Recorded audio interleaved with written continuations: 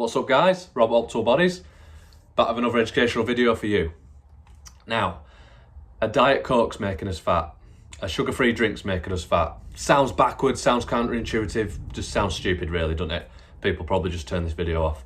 But we'll dig into the science about it and my sort of thoughts and my solutions of it and what I've come up with. So we've got these artificial sweeteners, which is what is replacing the sugar in, like people say full fat Coke, but there's no fat in a Coke. But basically, yeah, we all know which Coke that means.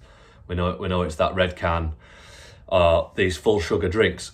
So companies, what they do is they can market it and say it's zero sugar, which technically it is. But they have to, it just tastes horrible, wouldn't it, if there weren't artificial sweeteners in it. So that's what it's in these products. So you get things like asulfame K, potassium K, it could be called, aspartame, sucralose, stevia, those sort of things. So some of these can be like 100 times plus sweeter than sugar. So straight away that makes me think, like, can these be good for you? And what can it be causing? What implications can it cause further down the road with people adding these to their diet? So a lot of people think they're a free food or a free pass, but I believe there's no such thing as a free pass. There's no such thing as a free lunch, and we'll need to dig out why. And why these drinks taste so good. And I'm sure deep down people are drinking them and thinking, is it really 0 calories? Is it 0 sugar? Is this just I'm just bypassing the system, I'm cheating the system with it? And most times, 99.99% of the times, it's probably not the case, okay? Sort of what goes up must come down sort of thing. So what I mean by that is, you're not getting instant calories. It might say 0 calories on the back of your Coke can, for example. Your Diet Coke can. That silver can might be that one. But what is happening with your physiology and your biology and your neurobiology, your brain, further down the line, and this is what I think is occurring. So you get that sweet, sugary rush, or mimicking sugar rush taste in your brain. And again, surprise, surprise, it's all that dopamine release. That's what feels so good when you have these sugar-free drinks. You think it's guilt-free because it's got no calories.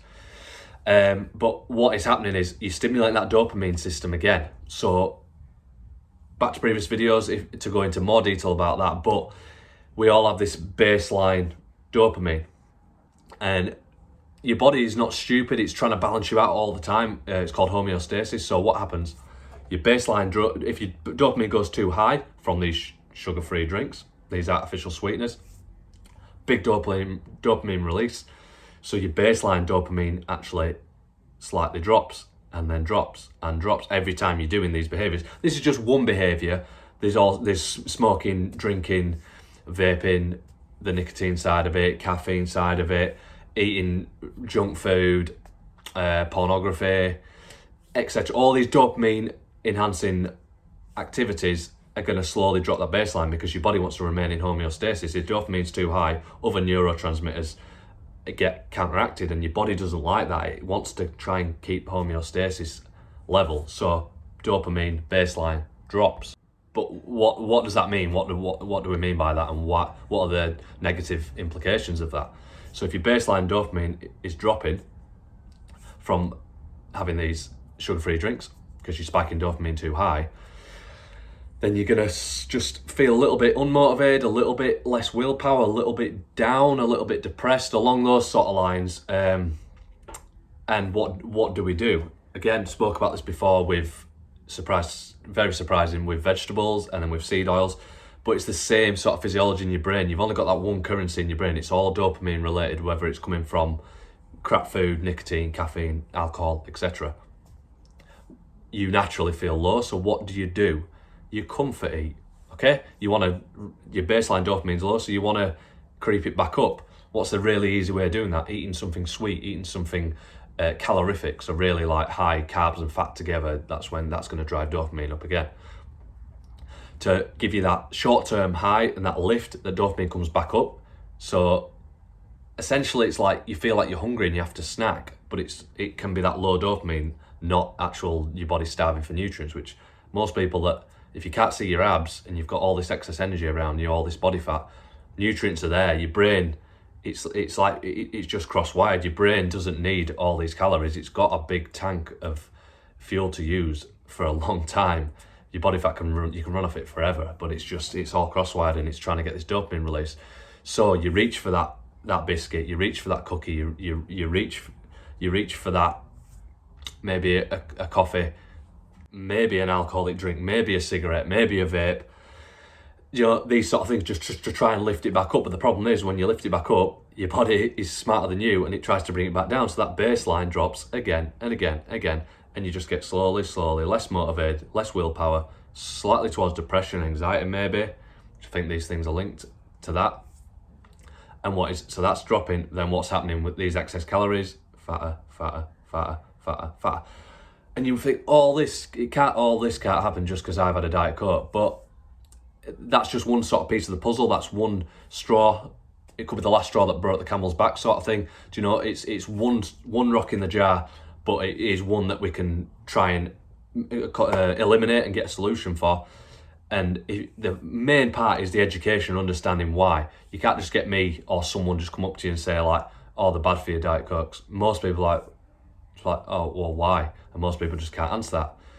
And then maybe some more, sort of more clued up people might say, "Oh, well, they've got artificial sweeteners in," and they'll say, "Well, what's wrong with those?"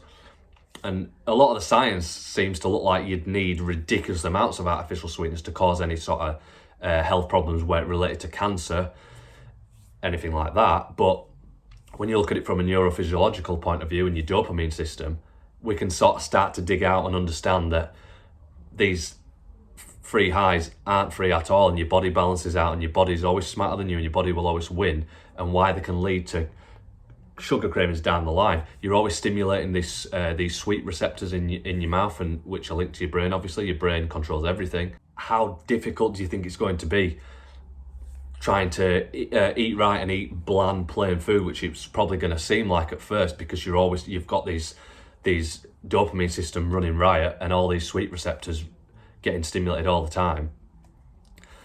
Your body's going to be craving that, so it down regulates it. So what happens is, when you try to drink a glass of water compared to a Diet Coke, what's that going to taste like? Like, it's bland, isn't it, at first? And you're just not going to want to drink water. It sounds boring and awful, and why would we have water when we can have these beautiful, sweet tasting, free drinks? We know they're not free now because we know what it can cause in the long run. So what is the solution? The solution is to do what every other mammal on this planet does. It sounds boring, you're going to hate me, but drink water. All right, you've probably turned this off now, but I'll dig into it more. So why not just drink water? Why would I do that? Because, like I said, at first, yeah, it's gonna taste, won't even taste nice. Even if you're thirsty, it just isn't the same, is it? It's never going to be able to compete with these hijacking dopamine systems from the artificial sweeteners or real sugar, etc. It's just not going to be the same. So what do? You need to reset your system. Detox. These words get thrown around, but like a dopamine detox, which what I mean is, like, what you need to do is go set a time. I always sort of say 30 days because a month, it's a good little target, in it. 30 days, a month, without artificial sweeteners. Drink water. What a massive percentage of what your body's made of, what your brain's made of, etc. We all know water's good for us. Drink when you're thirsty, because obviously you can overhydrate as well, but more water isn't better. There's always a U-shaped curve with things, like, so don't just be stupid about it. Drink when you're thirsty, but by drinking water, and the main part is not having the artificial sweeteners, your dopamine system can slowly dampen down and balance out. Your baseline dopamine will slowly rise because you're not stimulating it all the time. And those receptors, those sweet receptors that you're always just bombarding with, they'll start to settle down. You'll get more receptors, because if you're stimulating too much, a lot of the time brain say these are all your receptors, that can start to drop out and end up with, it's harder to stimulate. That's why if you had a Diet Coke after 30 days, boom, all these receptors are all out ready to take it in, so they become more sensitive. You get even more receptor density, it's called. So that, if you can imagine that, if you're always ploughing these receptors, your brain's trying to balance out, so it'll dampen down, it'll reduce receptors. Then you drink water, and it's like, oh, this This doesn't taste of anything, if anything. So what we need to do, reset the system, increase your receptor density, increase that baseline dopamine. So slowly over the days, it'll all start to reset. You'll start to recalibrate everything. Recalibrate. Anyway, so when you have a drink of water on day 1, write down how you feel, what it tastes like, etc., etc. It's probably going to be all negative. Have a drink of water on day 30. I've heard some people say it's actually sweet. Might sound stupid, but I've done the same, and water tastes absolutely delicious. And it's supposed to do. It's supposed to give you the optimal dopamine response, not this super physiological drug-like dopamine response, but because you've reset your system and then you drink the water after 30 days, it honestly tastes amazing, and you basically get the correct response when you are thirsty. Oh, craving, bit of a dry mouth, water, brilliant. Satisfied, comes back down, get on with your day. You're not craving these sugar-free drinks, but yeah. So they sound great on paper. The advertising companies are great, nice shiny bright cans. It's no calories, all this on it. They're just trying to make money off you, and it's good to know the implications to your health and why down the road you could pay for that. Even though it's 0 calories, it can cause you to ingest more calories down the line. Hopefully it makes sense and you've understood this. So 30-day detox, water only.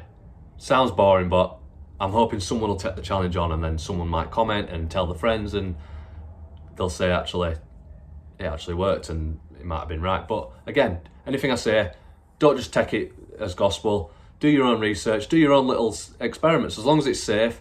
A lot of these things I just do on myself, and then I'll pass on to clients. I like to practice what I preach. I'll try it myself, note down my experience, and then my experience and feedback from other clients. I love getting feedback from clients because it's testing these hypotheses, and the more people that do it, the more feedback and the more results and the more of a data set point that we get, the more data. Okay, so be like all mammals, drink water, like, comment, subscribe, check out my YouTube channel, other videos, and share with your friends. Cheers, guys.